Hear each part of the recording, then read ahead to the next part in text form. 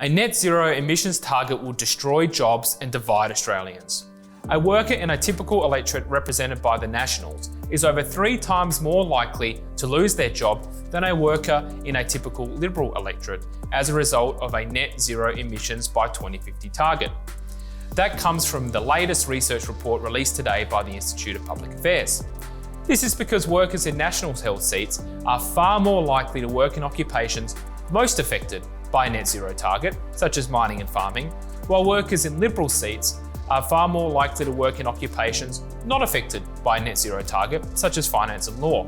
Previous IPA research estimated that a net zero emissions target would put up to 653,600 jobs at risk across Australia, and that 6 of the top 10 electorates with the most jobs at risk are held by the Nationals Party. Our new report, Net Zero Emissions Will Divide Australians, extends our previous research to analyse the impact of net zero emissions on jobs at the state level. It finds that Australians would be fundamentally divided.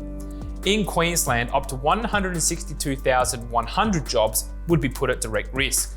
All 6 of the Nationals held electorates are in the top 10 with the most jobs at risk from net zero emissions in Queensland, while the Liberals hold 6 of the bottom 10 electorates with the fewest jobs at risk.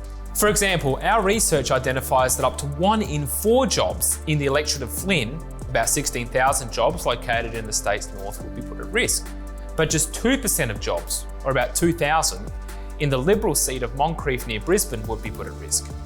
Disproportionate job losses on workers represented by the Nationals will be the same in New South Wales and Victoria.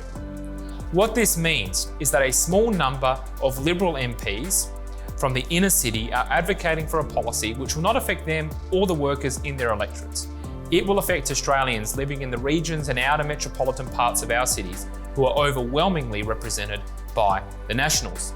The deep division within the coalition over net zero emissions means that the voice of mainstream Australians is not being heard in either of the major parties.